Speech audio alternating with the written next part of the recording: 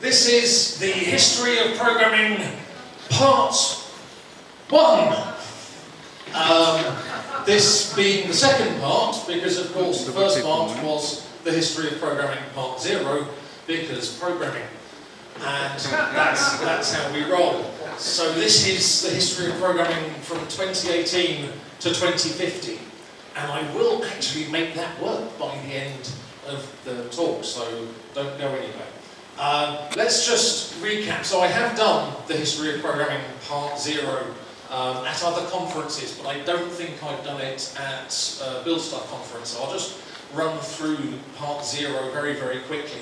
We started in 90 CE with this dude. This is Hero of Alexandria, although actually when you look into it, his real name was Hiram of Alexandria. And you obviously went, well, that's not cool. So I'll change that. He made a kind of puppet show thing which had strings and pulleys and gears that you could restring in different ways, and it would make the automatons dance in automato.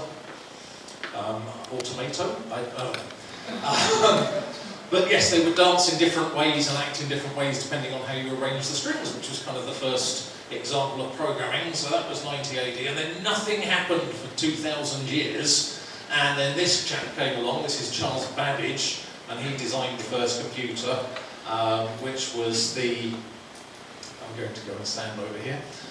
Which was the calculating engine and the difference engine, and I can't remember which one he did first.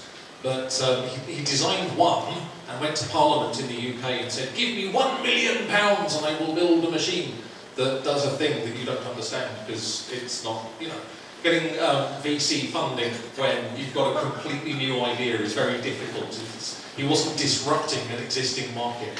But I love Babbage because he did exactly the same thing that every engineer in the whole of history has done ever since. He got halfway through and then had a better idea and went back to Parliament and said, "No, give me £3 million. And they said no. So he never built it. This is actually one that the Science Museum in London built quite recently, and it worked.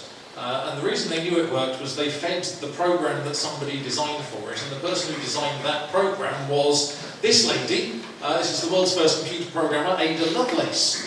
And yeah, hardcore.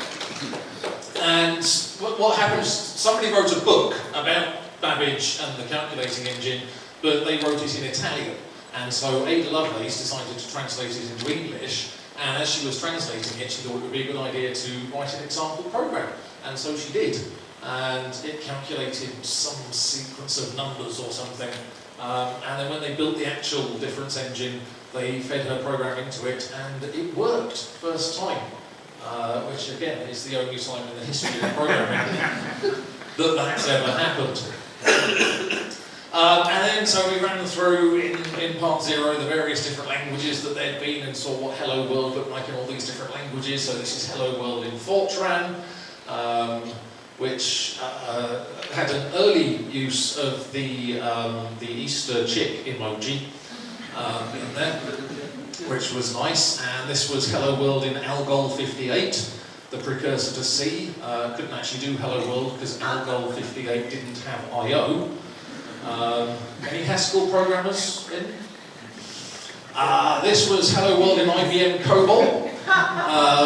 This was the terse version of it. This was the entry on the Stack Overflow code golf for how short you could make Hello World in IBM COBOL. This was Hello World in Conway's Game of Life is just Hello World in quotes, but this is this is APL. Conway's Game of Life in APL is this. That's it. That's the entire thing. Obviously, you needed a special keyboard, and that's not even a joke. You actually did. That was just brilliant hardware marketing on his part. Talking of special keyboards, this was my second computer ever. This was the ZX Spectrum. I essentially learned to code on this, learned ZX Basic and then Z80 Assembler. But my main memory of programming on the Spectrum is it was difficult to get games. They came on cassette tape, and I'm looking around the room and some of you don't even know what cassette tape means. Just trust me, it was rubbish. But Yeah, magazines, you couldn't download things off the internet because there wasn't one, and they didn't put discs on the front of magazines because there weren't discs yet. And so in the magazines, they used to get people to send in games, and then they would dump out the entire contents of memory after the game was loaded, just as hexadecimal numbers, and then you would type them in. And so this is just a small sample of one of the games that I would have typed in out of a Spectrum magazine in the 1980s. And the only thing you could guarantee about these games is that one of those numbers would be wrong. And yeah, good luck trying to work out. We used to go through and go, right, maybe it's not A5, maybe it's A6, right, try A7. Right, no, there's not any of those. Right, move on to the next one. There were only an infinite number of possible combinations. Although it did occur to me that the machine before this that I had, the ZX81, had 1K of memory, which meant you've got 255 to the power of 123 plus 1 possible combinations of bytes. And we must be approaching the point where we could just generate every possible ZX81 program, run them through a quick linter to see which ones of them are found. And we've got every ZX81 program that could ever have been written. I'm going to try that at some point when EC2 micro instances go down in price enough and people stop using them to mine Bitcoin. This was my favourite Hello World from the History of Programming Part 0. This was Hello World in Visual Basic. Yeah. And that's Hello World in Erlang, for the Erlang. Any Erlang people in the room? Yes. Just the one. and the other one who's not going to admit it because he's not doing an Erlang talk. And this is Hello World in JavaScript, which is probably the most popular language in the world right now. Of course, JavaScript is far too complicated, and so we've created all these languages that compile to JavaScript because JavaScript's so hard. And so that brings us up to 2018. And 2018, 32 years ago now, the state of programming, it was great. We had lots of programming languages we could choose from, lots of paradigms. There was just no end of arguments that you could have on Twitter with other programmers who were not as clever as you about which was the best way to do programming and which was the best language. This was the TOB index back in 2018. These were the top programming languages in the world. The top programming language was, of course, Java, because the best language will never be at the top of the most popular. So we had C and C++, which somehow count as two different languages, despite one of them effectively just being preprocessor macros on top of the other one. If you put them both together, then we knock Java off the top. And I think that's illegal to do that, which is why they split C and C++ into two languages. Then we've got Python, which has gone up from 2017 by quite a lot, and C#, which has got down, and Visual Basic.net, which has gone up. Any Visual Basic.net developers in the room? Yes! Blimey, there actually are. I know I'm sure there always are, it's just normally there's not people who will admit to it. PHP is still in the top 10, but it is at least going down. My favourite thing on here, though, is number 13 is still Visual Basic. That's Visual Basic 6, the old thing that hasn't been updated since 2001, the thing that you get in Visual Interdev. Still the 13th most popular programming language in the world. But so, everything was looking pretty good at this stage in the history of programming, and then we had to go and try and make it better. And we were already seeing some of the early attempts to make programming better and make computer interaction better in 2018. For example, we had things like Alexa from Amazon, and here is Hello World in Alexa. And I tested it, and it does actually work. She will do something if you say, Alexa, hello world. She goes, and hello world to you too. oh, that's fun. There's lots of things you can do with Alexa.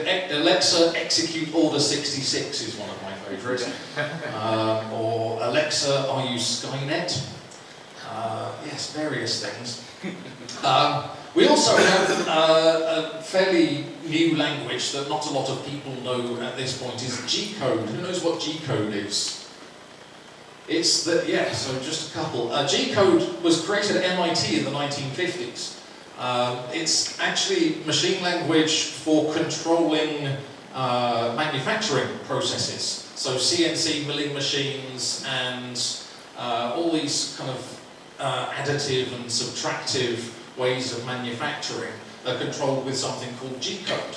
And of course now we've got 3D printers, and you can buy a 3D printer off Amazon for a couple of $100, and you can print anything you like, as long as it's less than that size and made of a single colour plastic.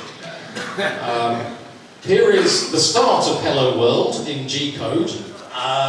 There's another 38,300 lines of code that come after this, but it honestly is Hello World. If you take the 3D file, actually you create a 3D file in STL format and then you generate the G-code using Slicer or something like that.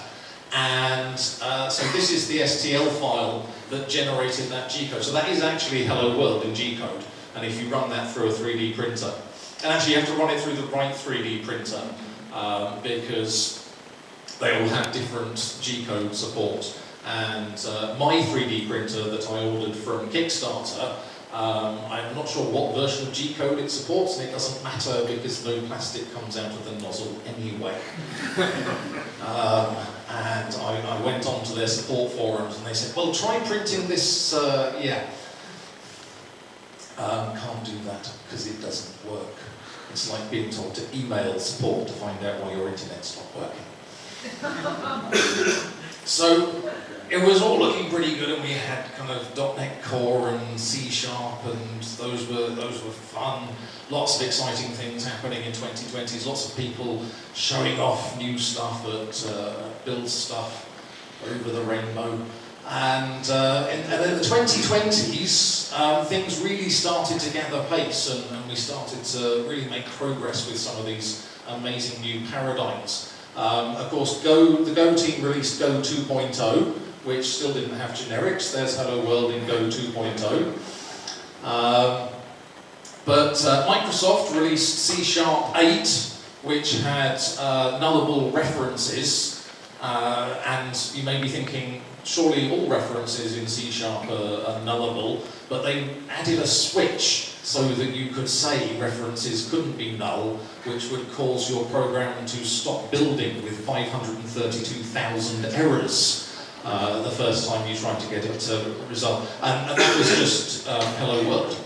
And so part of the problem was that by the time they actually released C# 8, they'd had so many feature requests because it was being developed in the open on GitHub with the community getting involved, that people had said, well, we could have nullable operators and nullable keywords and nullable control flow characters, and so this was Hello World in C# 8.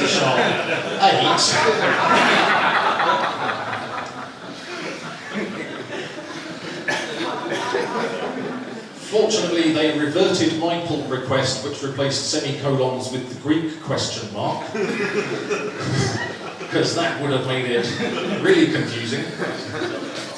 But yes, this is kind of class, program, public, static, void. It's like reading C# written by an Australian. Any Australians here? Yay! Absolutely fair, mates. I'm going to Sydney in August, you can come and get revenge. The other thing was, obviously Microsoft acquired Unity in the 2020s, which everybody knew was going to happen as far back as May 2018, when I suggested it to build stuff. But no, Unity, previously it had been for making games, and it was a great, fantastic thing. You could use C# and the .NET framework, and you could use it to build games. But as augmented reality and virtual reality became more and more common and screens got higher resolution and a wider field of view, people started wanting to do everything in virtual reality because apart from anything else it didn't rain there. And so Microsoft acquired Unity so that they could start doing like Microsoft Office for virtual reality and WPF for virtual reality so that we could build desktop experiences like this one. This is actually from a real startup called Envelope, who want to put your desktop into a virtual reality environment.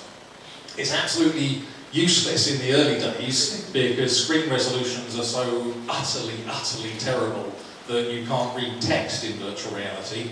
But as this progressed and as screens got higher and higher resolution and we got to the point where we had 8K translucent screens floating an inch in front of our eyes, we could actually just get rid of screens altogether. You didn't need a screen anymore, you just had multiple 4K monitors floating in space above your desk, and of course nobody else could see them, which meant you could just sit there and play Doom 5 all day without your boss knowing that's what you were actually doing. So desks just became a keyboard and a mouse for a while. So yes, Microsoft acquired Unity and then combined Unity with Xamarin Forms and WPF, and they tried to combine it with UWP, but still in 2024 nobody cared.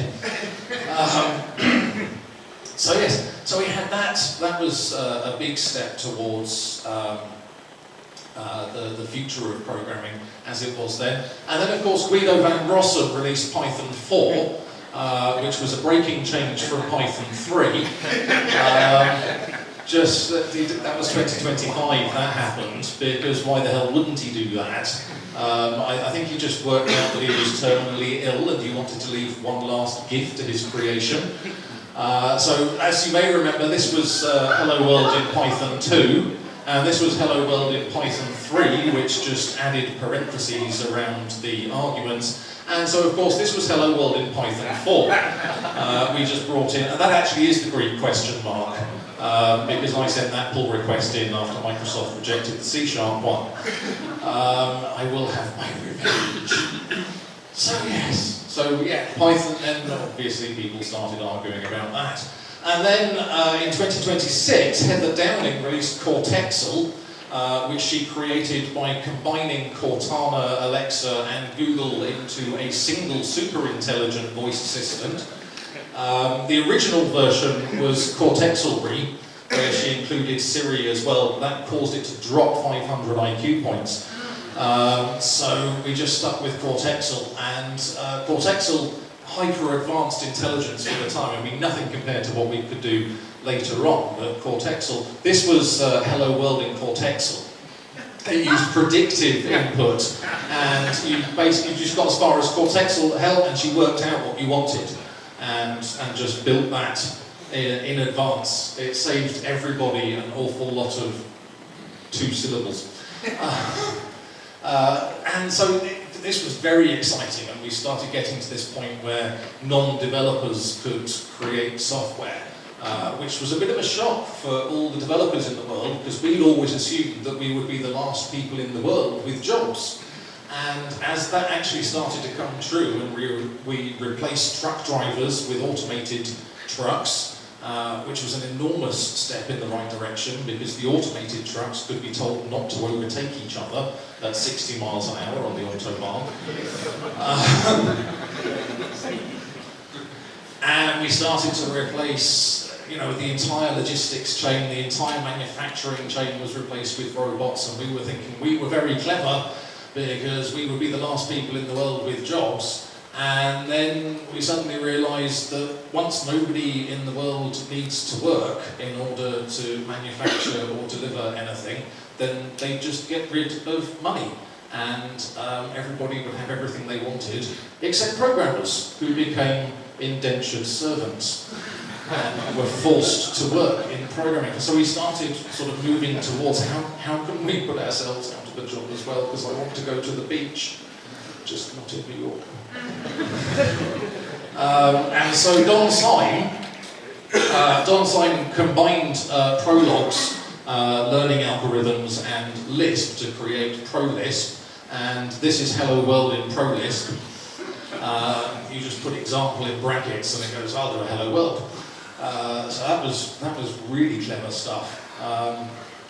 And yeah, more and more of this sort of stuff started coming out, and we'll see ProLisp evolved fairly quickly as well. And of course, by this point, nobody was targeting actual processors or machine language or i386 or AMD64. Everything just targeted WebAssembly at this point, because WebAssembly could run on any platform that had a browser, and suddenly you could just target anything anywhere in the world, regardless of what language you were writing in. This is Hello World in WebAssembly.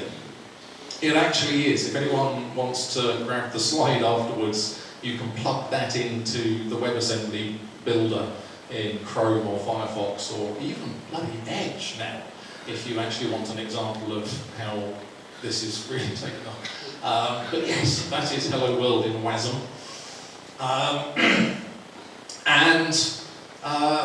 Yeah, this is great because people were suddenly able to go, right, doesn't matter, we don't have to do JavaScript, we don't have to do HTML and CSS, we can write code in C#, we can write code in Rust, we can write code in Java, whatever we want, and we can build it to WebAssembly and just run it directly in the browser.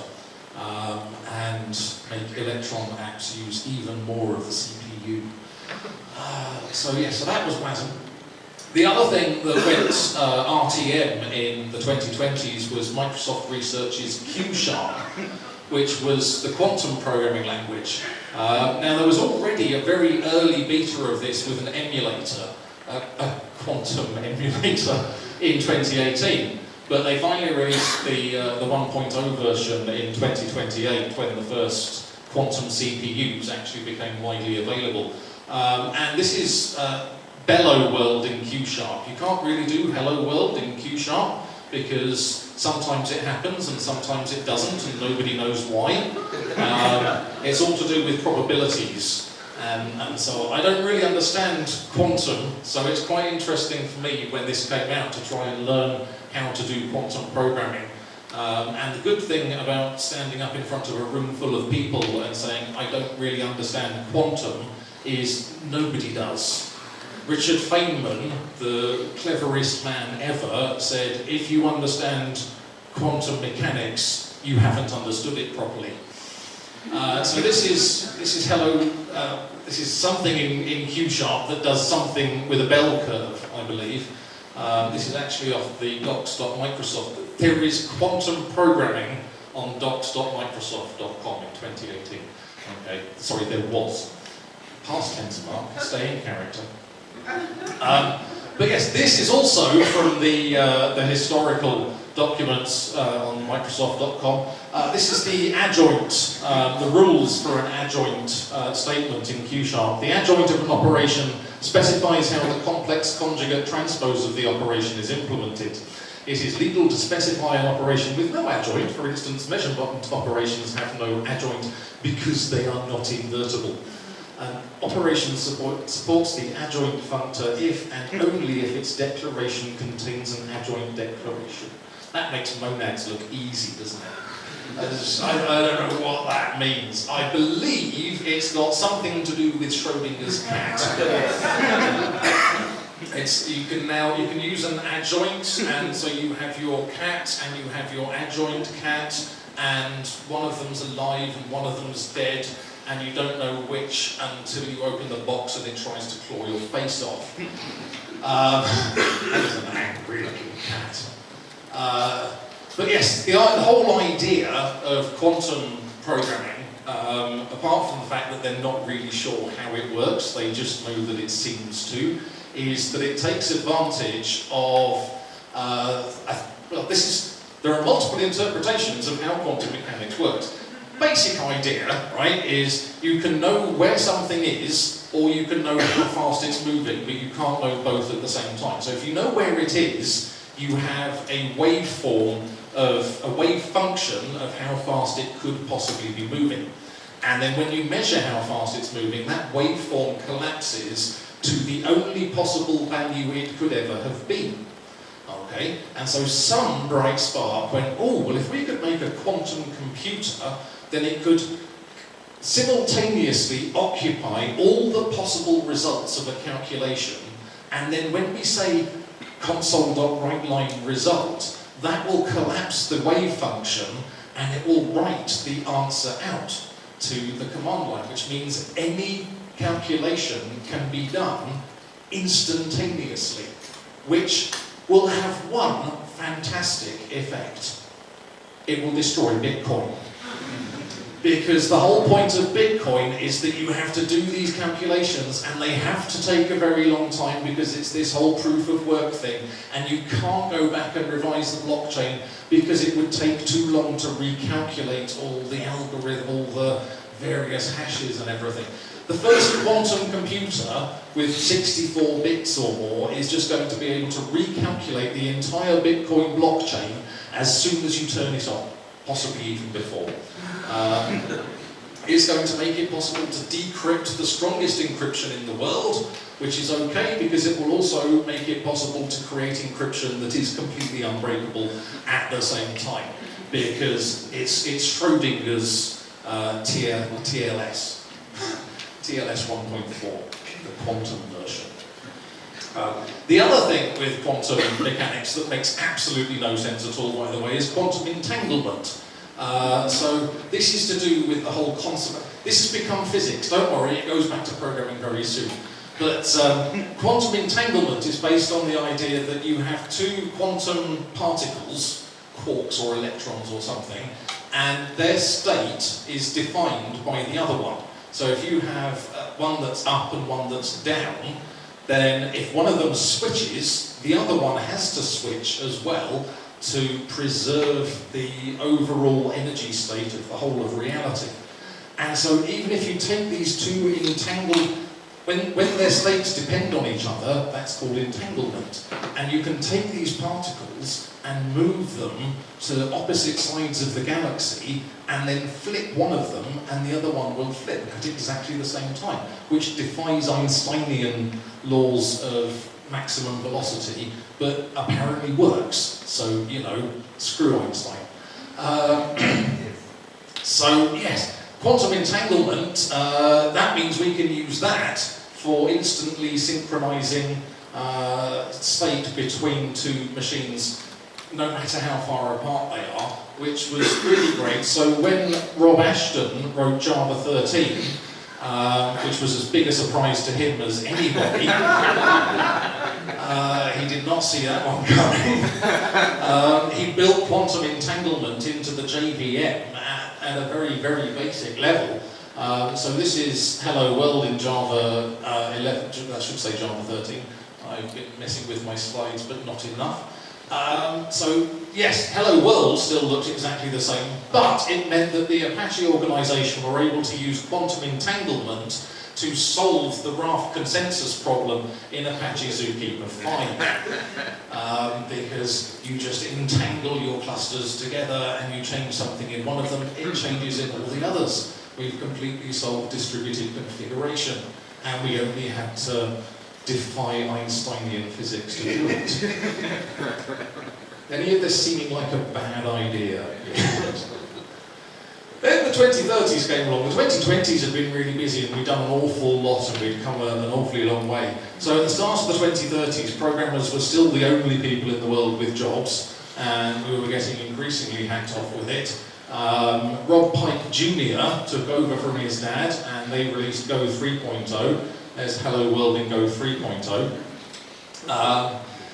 Yes, it is the same as Hello World in Go 2.0, that's the joke. Still no generics. I accidentally released a programming language at the start of the 2030s at Build Stuff Lithuania 2030. I did BS 3.0, and yes, and this time people did actually go off and implement it because they were desperate for any sort of escape from the endless hell of maintaining Visual Basic 6 applications for banks. Why there were still banks when there was no money, nobody was quite sure, they just wouldn't go away. This is Hello World in BS 3.0. Yes, that is the same as Go 3.0. Oh, there's one person laughing a lot, so that'll do. At this point, we decided that WebAssembly was a bit too primitive and basic, and it was making it difficult for people to write more languages that compiled to WebAssembly. And so a big movement started to simplify things a bit. So we came up with Web Basic by Borland. The biggest surprise there was that Borland was still in business in 2030. And IBM came up with Web Cobol and Web Fortran. And then Chapter 11. If you don't know sort of American legal stuff, that means that IBM went bankrupt in 2030. Yay! Anyone in from IBM? Oh, that's the first time there's never been one person just glaring daggers at me. The other thing is everyone started targeting the Erlang VM with their various different languages. Now, Erlang is a notoriously difficult language because it has colons in it, and people don't like languages with colons in it except Python. But the distributed processing of Erlang, as we gradually approached the state of computronium, where everything was able to run software, and the Internet of Things had become the Internet of Molecules, which had become the Internet of Atoms. And so we needed processes that could jump around across different things and run all over the place and still maintain state and be performant. And so everything adopted the Erlang VM. But then we started getting Erlang VM languages. So we had Elixir was the first one. That was like the trailblazer for Erlang languages, and then we got Scala and Groovy and Earthon and Kerbal and Kotlin from JetBrains, of course. That was brilliant. That also compiled to WebAssembly, which was nice. And Esperanto. Yes, Esperanto made a big comeback in the 2030s. For some reason, somebody decided that robots should be controllable only using Esperanto. I know one sentence of Esperanto, which is Bonvolu alŝeni la podiston loŝanja estes rano en mia bideo, which means please send up the hall porter, there appears to be a frog in my bidet. And I learned that from Red Dwarf. MIT came out with G-Code++, so as the hipsters had effectively started saying, never mind STL, we want to code G-Code by hand because artisanal G-Code is where it's at. And so MIT released G-Code++, which had an amazing standard library. You could effectively just go import HUT and then print a pepperoni feast directly from the feed. And this...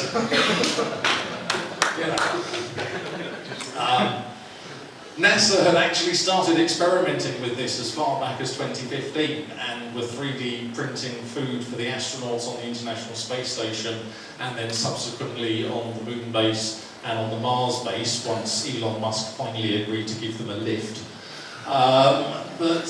Yes, eventually this made it into the hands of everybody in the 2030s, so you could 3D print pretty much anything. As long as it was all the same colour and fit into about that size. So yes, we had G-Code++. Barrick, I'm very proud of her for this one. This was created by my daughter. I'm actually incredibly nervous right now, and it's not because of this, it's because my daughter's giving a talk at the end of today. And this is a shameless plug, but I'm her dad, so... It's going to be a talk about learning to code making games. If you've brought your family and you've got kids sort of 7 and up, then if we can get them allowed in to come and see this talk, it's going to show sort of some Scratch and Hopscotch and Unity and everything. And it might be a nice thing. It's not scarily technical. So yes, that's happening at the end of today. Don's doing a talk on F# in the other room for people who want proper hardcore content. But yes, in 2032, Willow created Barrick, which was the beginner's augmented reality instruction code, which was designed to help people with lower programming skills affect the reality around them. And so you'll remember back in 2018, augmented reality headsets looked like this, and it was they were quite heavy and they didn't work outside, and you didn't really want to be seen out in them and things like that, so it didn't really take off. But by the 2030s we managed to shrink those down to this size, and so everybody just had augmented reality all the time, everywhere they went. Nobody had phones anymore because you just had a little rectangle constantly following you around.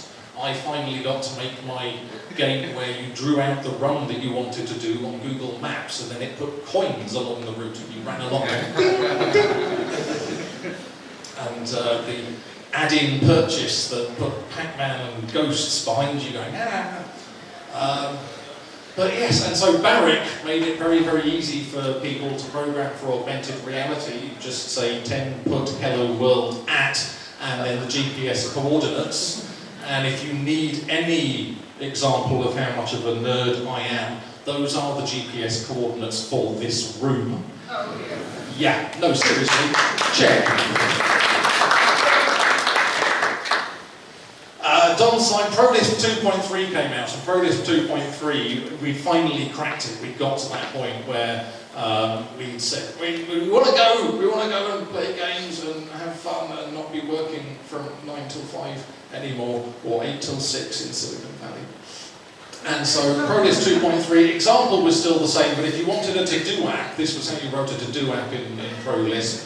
If you wanted a CRM application, this was how you wrote a CRM application in Pro. I mean, it was a good language. You know, I think we can all agree that Don had made some missteps in his life, but ProLisp, he really pulled out all the stops there.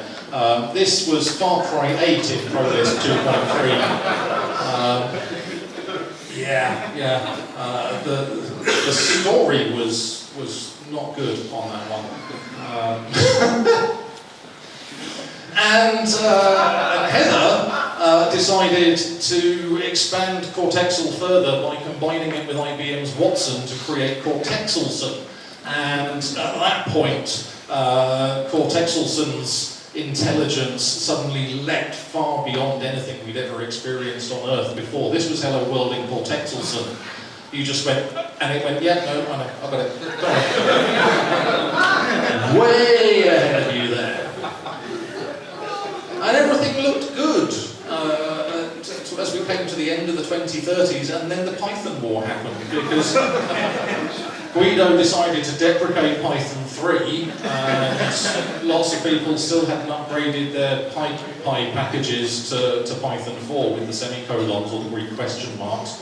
And so the Python wars broke out, and the Python 4.2 armies obviously had a bit of an advantage with their technological enhancements and everything else. The Python 3 guys were struggling a bit to fight them effectively. Unbelievably, there were small factions out there still fighting for Python 2.7. Which had had so many security patches, it was now on Python 2.7 Avogadro's number. I think that's a big number. I'm not a maths geek. Fortunately, this was all localized to the Bay Area, and so the rest of the world wasn't affected that much, but Silicon Valley Season 18 was a bit of a downer. And so then we got into the 2040s, and the 2040s went by quite quickly. We got Go 4.0, here's Hello World in Go 4.0. No, I will not stop making that joke. Still didn't have generics. Amazon released Prime as a replacement for G-Code. Prime, effectively, you signed up for $119 a year, and they plumbed an Atom feed into your house. So you could order anything you wanted, and it would just construct it in the outlet using atoms. The only nod to any kind of programming at all was that you had to order it as noun, comma, adjective, comma, adjective. The Skunkworks project name for Prime was, of course, Picard. Yeah. Okay. Cortexelson 2.0 came out. That was actually created by Cortexelson 1.0. Then Cortexelson 2.0 created Cortexelson 3.0. That created Cortexelson 4.0. And that created Cortexelson 5.0. And that was the point at which we realised this wasn't Cortexelson, this was Skynet. But by then, of course, it was too late. This is Hello World in Skynet world.